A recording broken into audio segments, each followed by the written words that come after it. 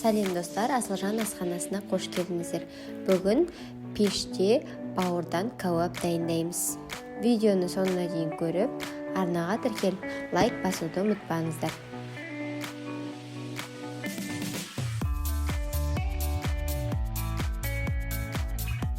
Алдымен бауырды жарты сағат суға салып, содан соң бауырдың қабығын сырып аламыз.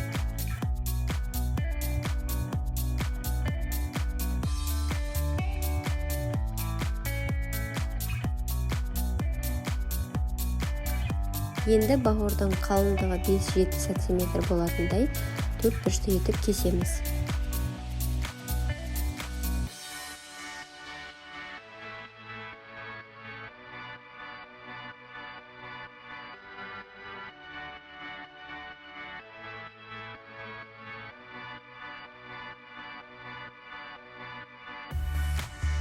Бауырға тұз, паприка, қара бұрыш қосып, 10 минутқа тұздап қоямыз.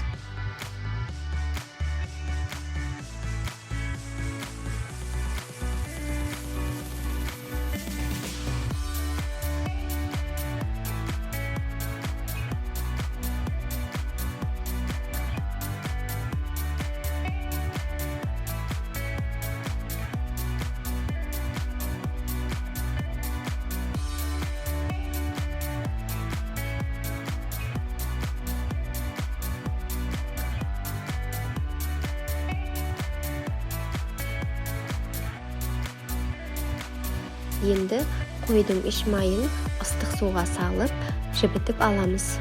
Міндетті түрде қойдың іш майы қажет болады. Себебі сиырдың іш майы қалың болып, дұрыс піспей қалады.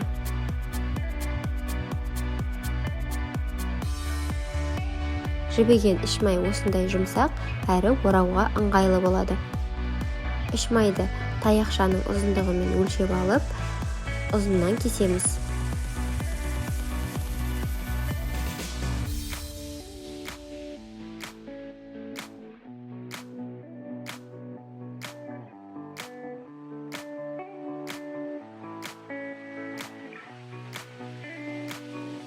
Енді таяқшаға бауырды орнатып, сыртынан іш майды 2 қабаттап ораймыз.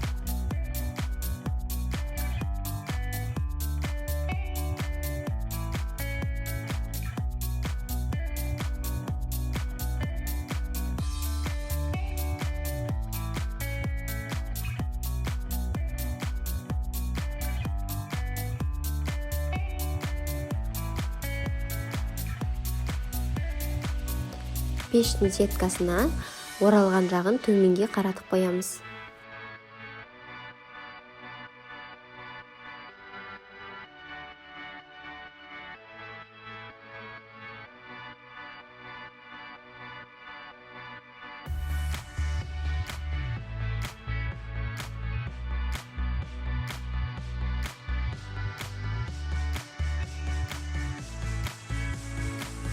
Оралған кәуаптарымызды 200 градус қызып тұрған пешке 20 минутқа жібереміз. 10 минут уақыт өткен соң пештен кәуаптарды алып, екінші жағын қызартып, тағы да 10 минут ұстаймыз. Астына противень қоюды ұмытпаңыздар.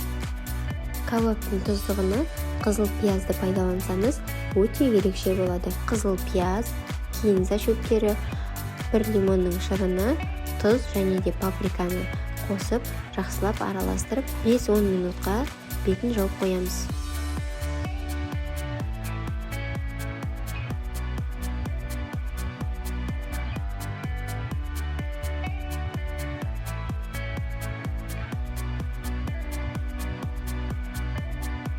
Мінекей біздің пеште дайындалған бауырдан жасалған кәуабымыз дайын. Кәуапты лағаш бетіне қойып, үстіне пияздан тұздығымызды салып, лимон шырынын қосып, ерекше етіп берсеңіз болады. Кәуап өте балғынды әрі шырынды болып келеді. Сіздермен бірге болған Асылжан, астарыңыз дәмді болсын.